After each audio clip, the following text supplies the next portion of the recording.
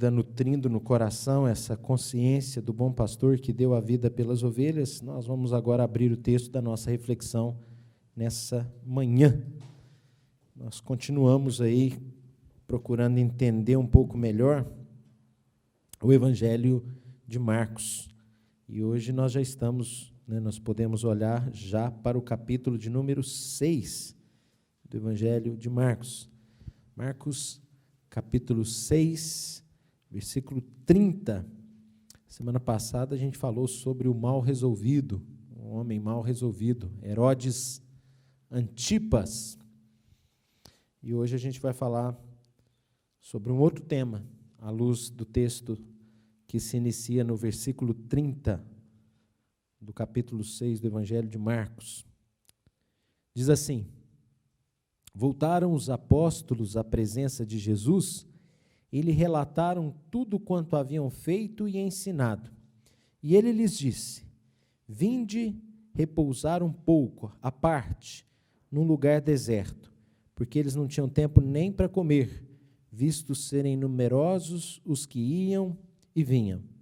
Então foram sós no barco para um lugar solitário. Muitos, porém, os viram partir e, reconhecendo-os, correram para lá a pé de todas as cidades e chegaram antes deles. Ao desembarcar, viu Jesus uma grande multidão e compadeceu-se deles, porque eram como ovelhas que não têm pastor. E passou a ensinar-lhes muitas coisas. Em declinando a tarde, vieram os discípulos a Jesus e lhe disseram: é deserto esse lugar, e já avançada a hora. Despede-os, para que, passando pelos campos ao redor e pelas aldeias, comprem para si o que comer. Porém, ele lhes respondeu: dai-lhes vós mesmos de comer. Disseram-lhe: iremos comprar 200 denários de pão para lhes dar de comer?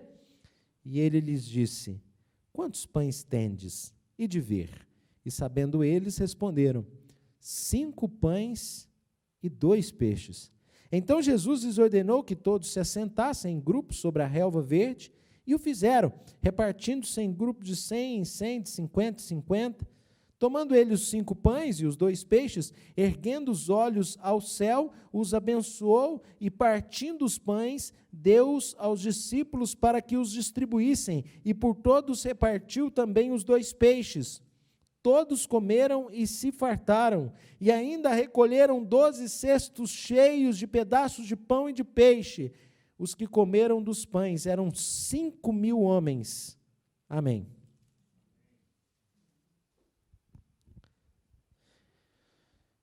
O Brasil ele tem um território muito amplo, muito grande, né? E ele tem aí uma produção hoje agropecuária muito significativa, mas o que chama atenção é que, no caso da ovinocultura, o Brasil não é líder em termos de produtividade. Na verdade, outros países com territórios bem mais limitados alcançam produções muito mais significativas nesse tipo de cultura, né, que é a criação de ovelhas, a gente chama de ovinocultura. Os especialistas apontam que o clima brasileiro contribui um pouco para isso, mas o clima não seria uma grande dificuldade, né? Esse ano, quem concorre, um dos concorrentes para o Prêmio Nobel da Paz, é um conterrâneo lá de Minas Gerais, o Alisson Paulinelli, que foi ministro da Agricultura, e ele passou a concorrer ao Prêmio Nobel da Paz por causa dos seus trabalhos em termos de viabilizar a produção agrícola no Cerrado. Né? O Cerrado não era uma área de produção agrícola, hoje, na verdade, produz toneladas que abastecem o mundo inteiro. E eu diria que, assim como existem técnicas específicas para fazer com que uma região ali, a partir da nutrição do solo específica, né? O senhor Arthur entende disso um pouco, mas a partir de elementos minerais que você vai lá e enriquece o solo, você consegue gerar uma produtividade com uma técnica de né, fugiu a palavra aqui, de você regar, né? Irrigação, beleza. E aí, com a técnica de irrigação, você consegue produzir. E eu diria a mesma coisa, né? A questão das ovelhas, elas são delicadas, existem características técnicas próprias delas, elas possuem muitas especificidades em relação a isso, e os zootecnistas conseguem, sem dúvida nenhuma, viabilizar uma boa produção de ovinocultura, uma boa cultura nesse sentido no Brasil, mas evidentemente que elas necessitam de cuidados especiais. Por que eu falo isso? Porque é recorrente nas Escrituras Sagradas, e a gente tem visto isso hoje no culto dessa manhã, como que muitas vezes a Escritura nos compara como ovelhas. Talvez exatamente por isso, porque a ovelha ela precisa muito do pastor, porque ela é um animal um pouco estúpido, né? Muitos reconhecem a estupidez da ovelha do ponto de vista de precisar de um cuidado ali, ela não se dá bem na vida selvagem, né? Há inúmeros aspectos de que ela mesma sozinha se complica. E aí você precisa do pastor para proteger, você precisa do pastor para cuidar. Eu ouvi certa vez que a ovelha ela morre simplesmente por cair em algum lugar onde ela não consegue se virar, ela não consegue se levantar. Então, às vezes, há pequenos vales, assim, pequenas deformações de terra, que a ovelha cai ali de costa e fica ali até não conseguir mais respirar e morre. Ela precisa de alguém até para poder levantá-la. Talvez por isso a Escritura nos compara, às vezes, muito com ovelhas que precisam de um pastor, que precisam de um cuidado. E quando eu olho para esse texto, eu encontro algo muito próximo a essa questão, especialmente se nós olhamos para o versículo de número 34, porque a visão que Jesus tem daquela multidão que o acompanhava, que ia atrás dele, era como se fossem ovelhas. Veja o versículo de número 34. Jesus se compadeceu da multidão. Quando Jesus desembarca, do seu barco, ele estava atravessando o mar da Galileia, ele chega em um determinado ponto, ele desce do barco e ele olha para aquela multidão que estava ali esperando, que nós vamos ver o contexto disso, como é que eles foram parar ali no decorrer da nossa leitura do texto. Jesus olha para essa multidão como ovelhas que não têm pastor, e ele então passa a ensinar aquelas pessoas, está aí no versículo 34. E a minha opinião, a minha interpretação, a linha que eu quero chamar os irmãos para caminharem comigo nesse texto, toma como central esse versículo. Essa maneira como Jesus olha para essas pessoas, porque eu tenho a clara impressão que é a partir da nossa compreensão sobre a maneira como Jesus olha para aquela multidão, como ovelhas que não têm pastor, que vai nos ajudar a entender as ações de Jesus naquele contexto. O evangelista Marcos tem sido tomado pelos estudiosos como a narrativa das ações, né? Uma narrativa que ao tempo todo está falando, né? Está nos apresentando o Senhor Jesus como muito ativo, o tempo todo. Jesus está agindo. E Marcos, continuamente, costumeiramente, costuma usar a palavra imediatamente, logo em seguida, porque ele vai contando tudo que Jesus faz. E parece ser o objetivo dele, claro, ali conduzido pelo Espírito Santo, e nos mostrar, através dos atos de Jesus, quem é Jesus. Então, eu repito, parece ser do propósito do evangelista Marcos, nos mostrar, através das ações de Jesus, daquilo que Jesus faz, quem é Jesus. E se assim é, nós temos aqui várias iniciativas, várias ações de Jesus. E eu entendo que essas ações de Jesus que nós encontramos nessa narrativa aqui, que se inicia no verso 30 e vai até o verso de número 44, nos aponta Jesus como pastor providente. Como o pastor providente e providenciado. Como pastor providente e prometido. Nos textos que nós lemos, o texto do Antigo Testamento que nós lemos nessa manhã, no primeiro, o Davi, ele escreve uma canção em que ele compara, ele faz uma analogia de Deus como o meu pastor. Eu sou ovelha e Deus é o pastor. E ele fala, se Deus é o meu pastor, então eu sou uma ovelha que está sob bons cuidados, que será levada para pastos verdejantes, que será levada para águas tranquilas, que experimentará da bondade, da provisão de um pastor maravilhoso. Salmo 23. E aí nós vemos o profeta Ezequiel levantar-se nos seus dias com uma denúncia. A denúncia dele é que os pastores de Israel não estavam cuidando das ovelhas. Os líderes de Israel estavam apacentando a si mesmos. Eles estavam se aproveitando da sua posição de liderança, ao ponto, e chega ao ponto, né, que Deus fala através do profeta Ezequiel, olha, eu mesmo, já que não tem gente para cuidar do meu povo, Ezequiel 34:15, eu mesmo vou pastorear as minhas ovelhas. Ezequiel 34:15 é o que nós lemos. E aí, naquele texto, logo adiante, de Ezequiel 34:23, ele diz, eu suscitarei um pastor, meu servo Davi será o pastor. Mas peraí, Ezequiel, meu servo Davi, tem alguma coisa errada aí. Como assim alguma coisa errada? Ezequiel viveu depois de Davi.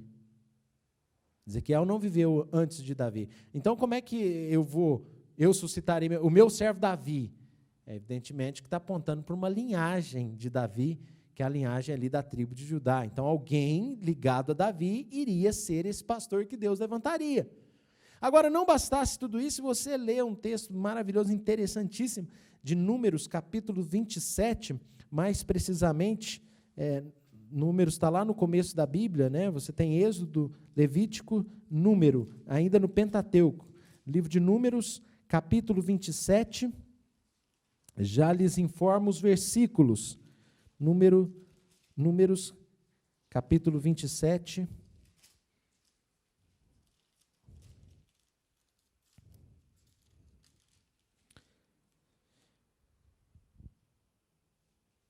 Versículo 15 a 17, Números 27, 15 a 17. Veja, então disse Moisés ao Senhor, o Senhor, autor e conservador de toda a vida, ponha um homem sobre esta congregação, sobre esse povo, que saia adiante deles, que entre adiante deles, que os faça sair e que os faça entrar, para que a congregação do Senhor não seja... Moisés está, Deus, levanta um homem aí para cuidar para que eles não sejam como ovelhas que não têm pastor. E de repente, se sobressalta aos nossos olhos, nós flagramos com a ajuda do evangelista Marcos a apresentação deste pastor que Deus levantou. Jesus se apresenta como pastor providente para as ovelhas que não têm pastor. Por isso que eu propus que o tema da nossa mensagem fosse esse. Jesus, o pastor providente. Pastor providente. Então vejamos então as características desse pastor providente, porque na verdade nós temos uma margem para nos abalizar nessa reflexão. Afinal de contas, se no Antigo Testamento o Espírito Santo já usou Davi para falar de Deus como pastor, então a gente tem uma referência. Qual que é a referência? Salmo 23. E quando nós olhamos para o Salmo 23, que Davi diz, o Senhor é meu pastor e nada me faltará, o que o pastor providencia para aquela ovelha ali do Salmo 23? Para Davi, que se apresenta como ovelha, como é que o Espírito Santo apresenta esse pastor? Qual que é a primeira coisa que esse pastor, no caso o Senhor, quando Davi olha Deus como seu pastor... Davi, que é um pastor de ovelhas e olha Deus como pastor, e que como pastor de ovelha prefigura aquele que Ezequiel falou que iria pastorear o povo, né, tudo de uma maneira harmônica se apresentando para nós na belíssima harmonia das Escrituras, e aí você tem aqui Davi falando que Deus é o seu pastor, e se Deus é o meu pastor, nada me falta por quê? Porque Ele tem provisões para mim, e qual que é a primeira provisão?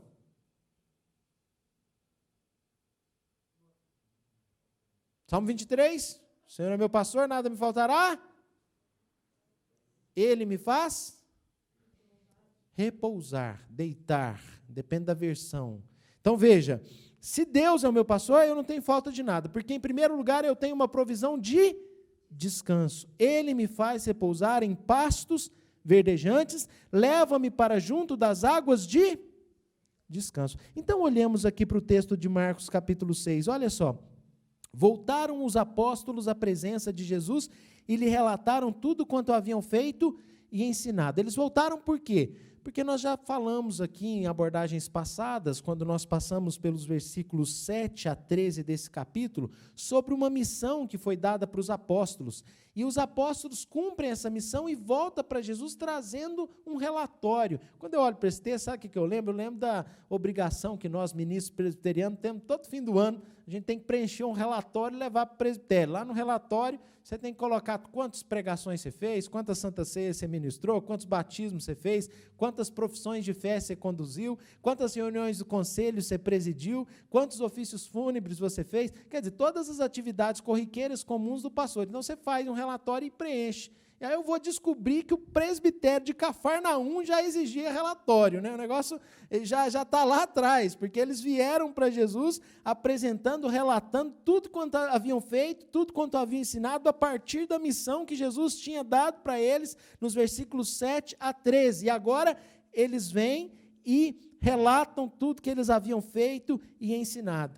E aí é interessante, porque nesse sentido, eu acho que não é todo presbitério que tem a mesma atitude de Jesus, porque Jesus é o pastor providente. E Jesus então vira para eles que estão ali apresentando relatório e fala para eles: vocês trabalharam? Então, quando Davi olha para Deus como pastor, e Jesus é o Deus que se encarnou, então o que Jesus tem que prover para eles? O que Jesus fala para eles? Olha que interessante, ele lhes disse, verso 31, vinde repousar um pouco à parte, num lugar deserto, porque eles não tinham tempo nem para comer, visto serem numerosos os que iam e vinham, então foram sós no barco para um lugar solitário. Então Jesus chama, vem cá, vamos descansar, vinde repousar um pouco. Senhor é meu pastor e nada me faltará, Ele me faz repousar em pastos verdejantes. Se Jesus é o pastor que Deus levantou, precisamos entender que Jesus é a nossa fonte de descanso, que Jesus é que pode prover descanso para as nossas almas cansadas. Para o pecador cansado é Jesus quem traz descanso.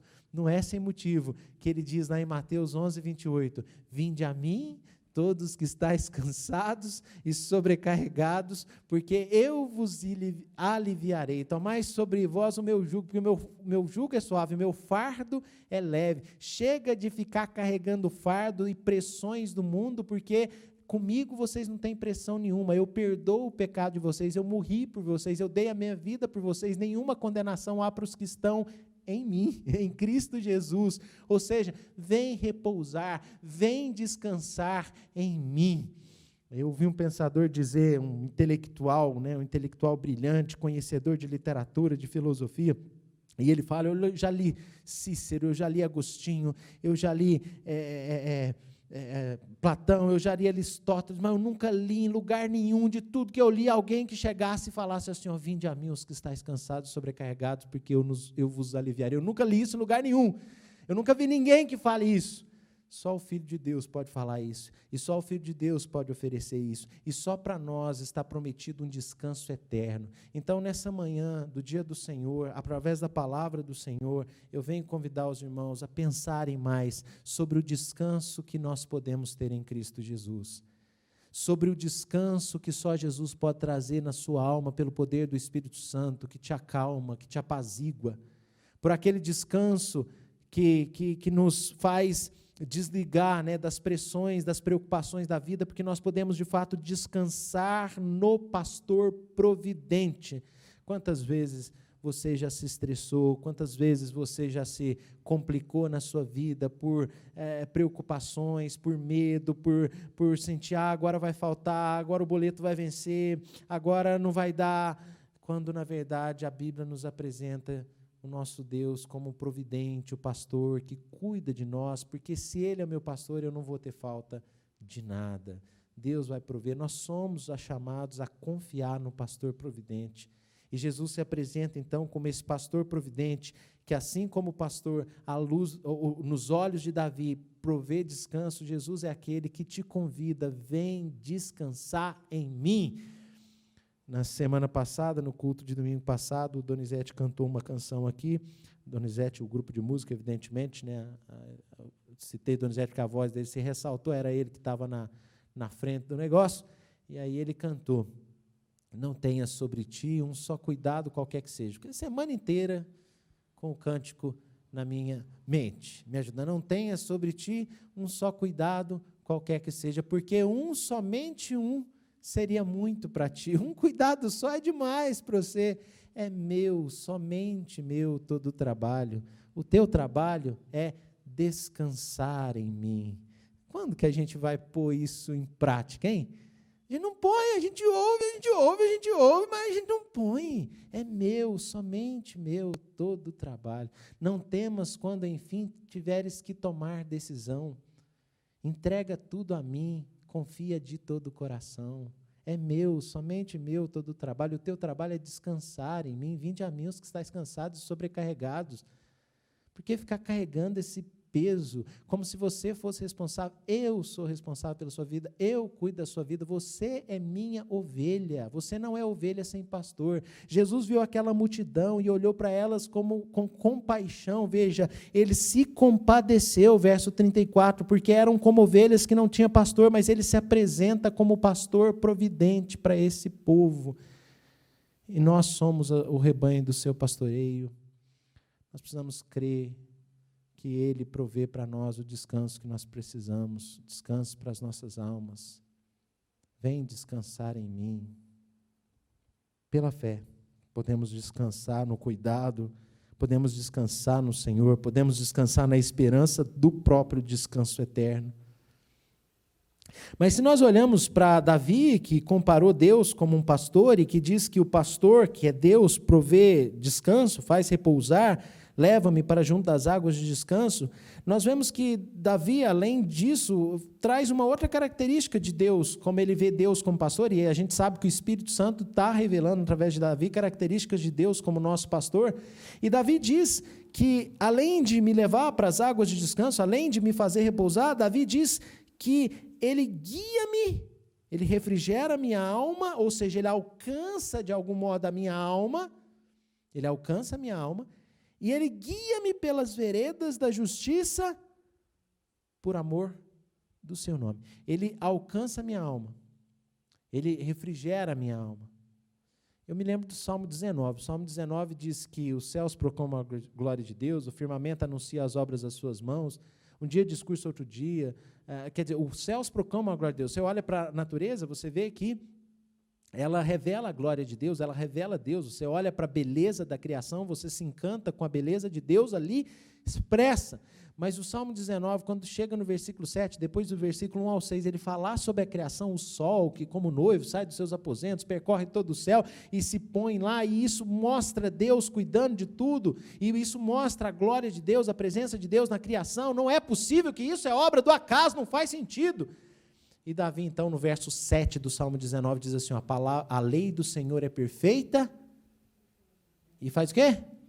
Restaura a alma. Existe um nível de revelação que se dá naturalmente por meio da criação, mas existe uma lei revelada, que é sobrenatural, não é natural, é sobrenatural ao ponto que alcança o nosso interior. A lei do Senhor é perfeita e restaura a alma. E aqui Davi diz, refrigera minha alma e faz o quê? Guia-me pelas veredas da justiça. Olha, se Davi, inspirado pelo Espírito Santo, olhou para Deus como pastor e percebeu que a primeira coisa que Deus provê como pastor é descanso para nós, a segunda coisa é refrigério para a alma, é restauração para a alma, e é o quê? Um caminho, uma direção.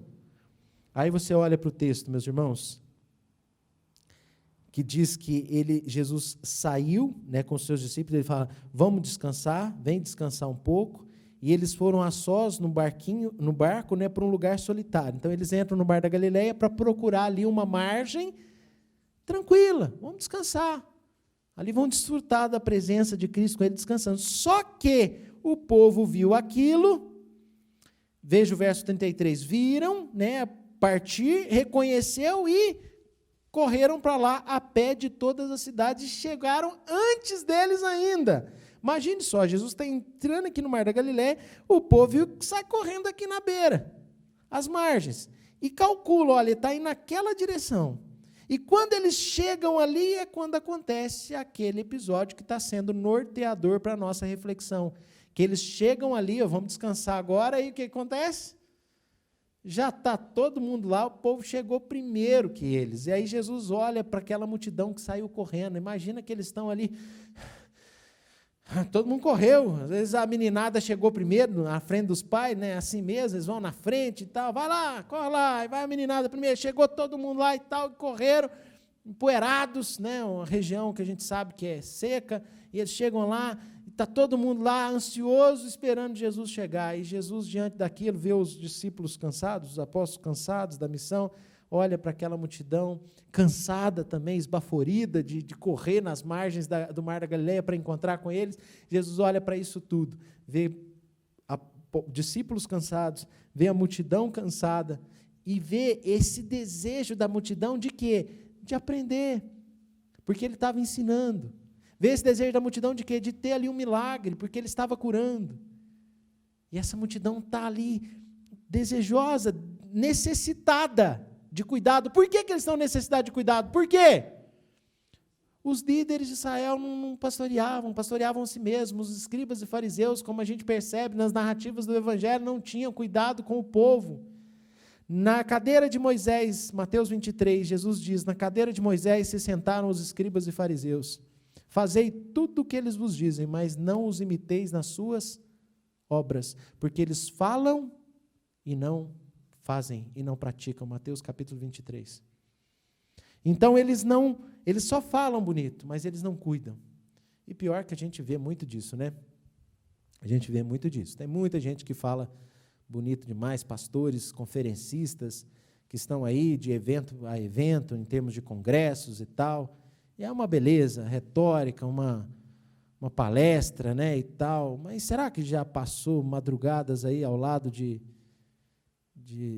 pessoas necessitadas, ao lado de viúvos, de viúvas? Já passaram madrugadas, ou já passaram momentos difíceis com famílias, com casais?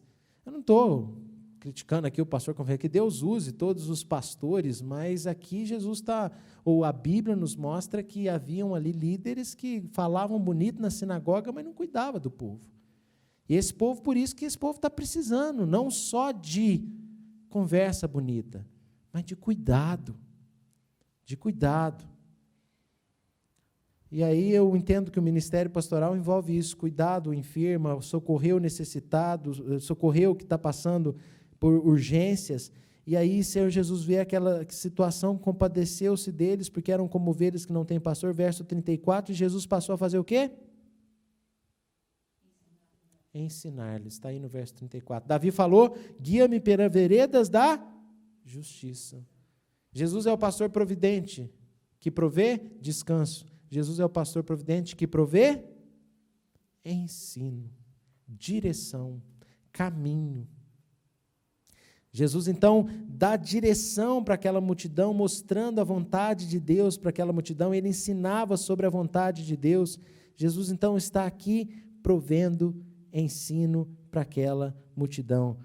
Ele é o caminho, a verdade, a vida, ele assim se apresenta, e ele apresenta a vontade, os propósitos de Deus para aqueles que estão ouvindo ali às margens da Galileia. Ele começa a ensinar-lhes muitas coisas.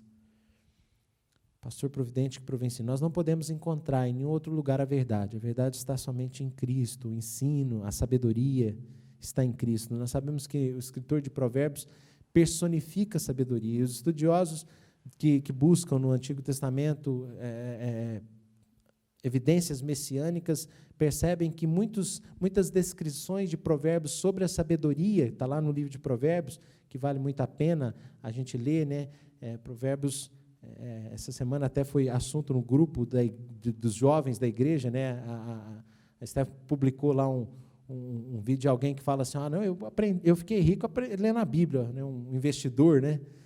Aí a Steph falou, não estou sabendo ler a Bíblia não, porque né? Não tá indo assim, né? E aí ele fala que a Bíblia fala mais de dinheiro. Na verdade, não fala mais de dinheiro, não. A Bíblia fala de muitas outras coisas, e, na verdade, a Bíblia fala, a bem da verdade, né, sendo rigoroso, pouco de dinheiro. Fala de riqueza e tal, mas a riqueza, às vezes, no sentido pejorativo também, como algo mal, né? E também como algo que vem de Deus, segundo os propósitos dele. Mas, resumindo a história, o livro de Provérbios tem muita sabedoria, e o escritor de Provérbios personifica a sabedoria. E em Cristo nós temos a sabedoria, e Cristo está ensinando para o povo a sabedoria de Deus, e Cristo é a sabedoria personificada. Pois bem, pastor providente que provê descanso, o pastor providente que provê ensino. Mas aí a gente segue vendo que esse pastor, lá do Salmo 23, voltando lá, Davi fala que ainda que eu ande pelo vale da sombra da morte, eu não temerei mal nenhum, porque tu estás comigo. O teu bordão e o teu cajado me consolam. Veja, o Senhor, ainda que eu ande por lugares escuros, o vale da sombra da morte, como uma ovelha que se perde, tu estás comigo. O pastor, na verdade, vai lá, encontra o bordão, consola a ovelha, preparas-me uma mesa na presença dos meus adversários, unges minha cabeça com óleo, o meu cálice transborda. Veja, ainda que eu ande, eu tenho provisão nesse pastor que é Deus. Davi está falando, eu tenho provisão. E aí é interessante que Davi fala umas coisas aqui, ainda que eu ande pelo vale da sombra da morte, eu não temerei mal nenhum, porque tu estás comigo. Ele fala de um pastor que anda com ele no vale da sombra da morte. E, de fato, existe um caminho ali, né, na hora de atravessar o rio, o vale da sombra da morte, que o pastor terreno não está. Quem está é o pastor do céu, e ele diz que esse pastor do céu prepara uma mesa na presença dos adversários, no sentido, ele cuida de mim diante das ameaças, ele unge minha cabeça com óleo, meu cálice transborda, enfim, e bondade e misericórdia certamente me seguirão todos os dias da minha vida e habitarei na casa do Senhor para todo sempre. Veja, bondade e misericórdia para sempre, todos os dias, eu habitarei para sempre. Ele aponta para uma provisão que não tem fim. Ela é uma provisão eterna. E aí eu percebo, e quando eu falei sobre o vale da sombra da morte, é porque quem anda com a gente em alguns vales é só o pastor divino. E parece que à luz do texto de Marcos 6, a gente começa a perceber uma diferença entre o pastor do céu e o pastor da terra. Porque, veja o verso de número 35, ficou de noite, declinando a tarde, vieram os discípulos a Jesus e disseram, olha, é deserto esse lugar, já avançada a hora, né? Não tem nada aqui. Despede-os para que, passando pelos campos ao redor e pelas aldeias, possam comprar para si o que comer. Não tinha o Extra 24 horas ainda, né? Não tinha rede de pão de açúcar, que tem o Extra e pão de açúcar para todo lado. Então, fazendo marketing aqui, uma propaganda, né? Mas não tinha. E aí, manda o povo embora. E aí Jesus responde uma coisa muito interessante, que parece que tem um objetivo de nos instruir, parece que tem um propósito pedagógico. Porque ele vira para aqueles homens e fala assim, dá de comer para eles. Enche o bucho dessa turma aí. E aí eles olham um para os outros assim, como assim? Uma multidão está ali. A gente vai descobrir que essa multidão era 5.000 homens, versículo 44. Se é 5.000 homens, e a mulherada? E as crianças? Nós estamos falando de quantas pessoas? No mínimo aqui umas 15.000 pessoas. Como é que eu vou tratar de 15.000 pessoas? Aí você fala, nem 200 denários de pão seria suficiente. O que é 200 denários? Um denário era um dia de trabalho nos dias de Jesus. Então, um diarista ganhava um denário. Então, se você pega 200 denários, é 10 meses de trabalho. Um ano inteiro de trabalho de um diarista, né? E aí, os discípulos demonstram a limitação da sua posição como pastores. Jesus pergunta para eles, quantos pães vocês têm? Vai lá ver. E eles vão lá e olham, tem 5 pães e 2 peixes. Quer dizer, a provisão dos pastores terrenos, meus amados irmãos, é uma provisão limitada. E tem gente que fica, às vezes, chateada com o pastor. Eu fiquei chateado porque eu precisei do pastor, o pastor não estava ali. Eu fiquei chateado porque o pastor não estava presente. O que você está esperando do pastor terreno? Você acha que ele é igual ao pastor do céu, ilimitado na sua provisão? Jesus é ilimitado. Davi fala que Deus é o meu pastor, o Senhor é o meu pastor, e nada me falta. Agora, se eu coloco a minha esperança e expectativa no pastor terreno, é 5 pães e 2 peixinhos para 15.000. 5 pães e 2 peixinhos para 15.000. Não vai encher o bucho de ninguém. É evidente que o pastor do céu usa os pastores terrenos para cuidar de você, só que os pastores terrenos são pastores terrenos. Você tem que esperar em Deus, acima de tudo. E é isso que a gente vai ver, porque esses versos 35 a 38 permitem que nós estabeleçamos um claro contraponto entre os versos 39 a 44. Porque se a limitação dos pastores terrenos está expressa nos versos 35 a 38, né, dos pastores que não têm recursos, Aí você vai ver como é ilimitada a provisão do pastor do céu. Porque o texto diz que Jesus ordenou que todos se assentassem em grupos sobre a relva verde. E assim o fizeram, repartindo-se em grupos de 100 em 100, de 50 em 50. E ele então toma aqueles 5 pães, aqueles 2 peixes, ergue os olhos aos céus, os abençoou e partiu o pão e deu aos seus discípulos para que eles pudessem distribuir. E por todos repartiu também os 2 peixes. Agora, interessante é isso, você tem 15 mil pessoas, uma multidão, um aglomerado ali, e aí Jesus pega 5 pães, 2 peixes, isso aí era vamos dizer assim, a matula do camarada ali, era a marmita, vamos dizer, é o lanchinho que se carregava, e tinha o costume de carregar esse lanchinho, pega ali esses peixes, não é o douradão, não é o tucunaré, não é aqueles peixes que você come lá naquela restaurante Bom de Imbu, não, Henrique, às vezes está aquele peixão assado, é tipo sardinha, são peixinhos pequenos, que carregava no embornal, normalmente a conserva era feita de vinagre, carregava o pão e o peixe para se comer. Jesus pega aquilo ali diante daquela multidão e começa a agradecer. Senhor Deus, muito obrigado por esse alimento. Não sei se as orações de Jesus eram igual da Dona Orné, às vezes eu não peço para a Dona Orné orar na hora da refeição, porque ela vai ficar orando ali e tal, e aí a gente vai. Brincadeira, Dona Orné.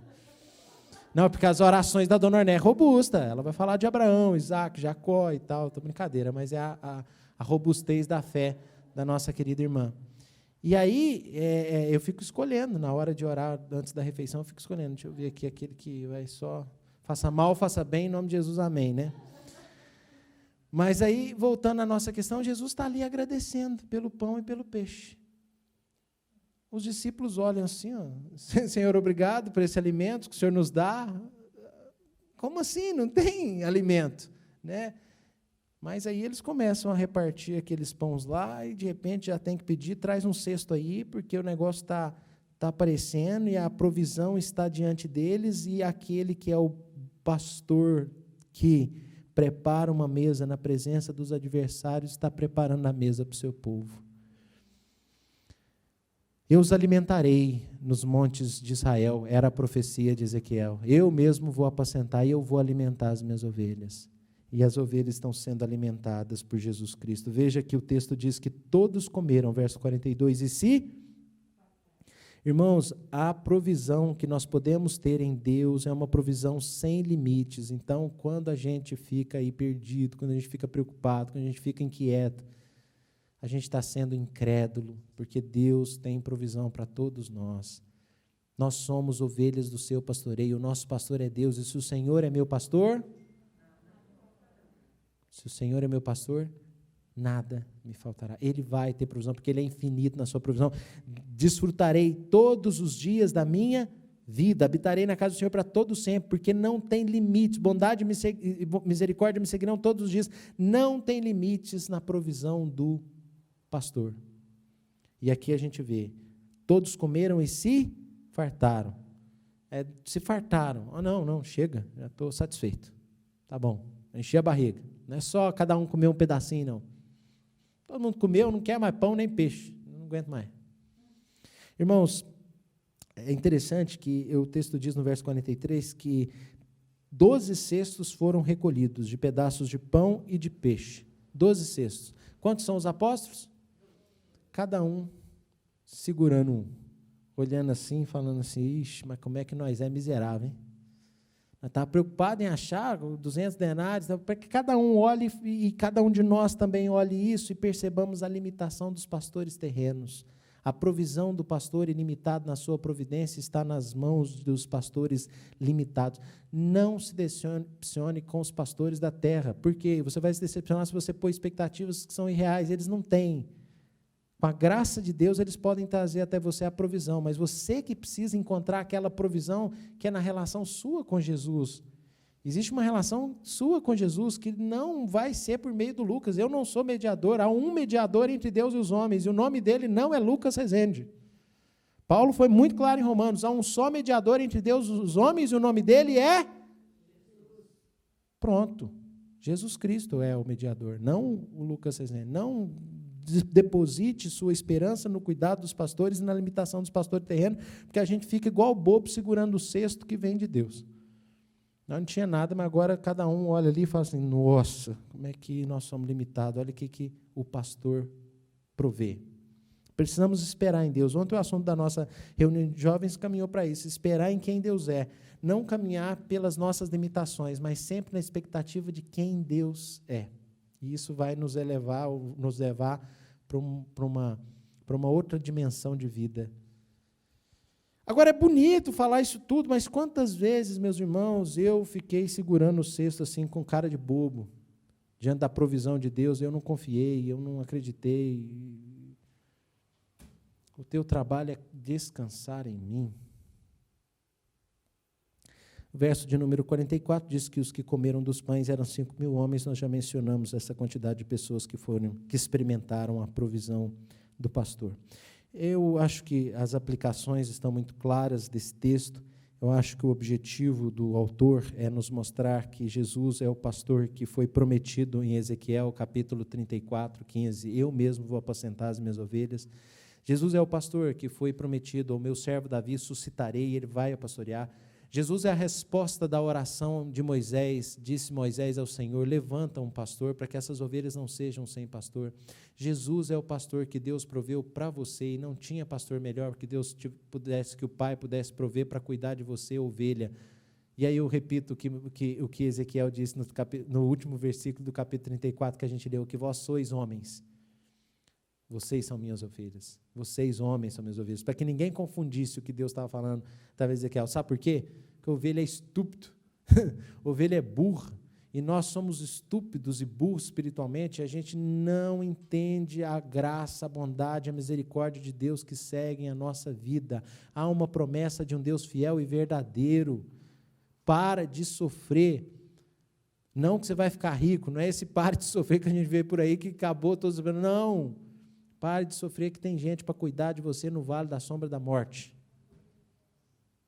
Então passa no vale, mas tem quem cuide. Amém.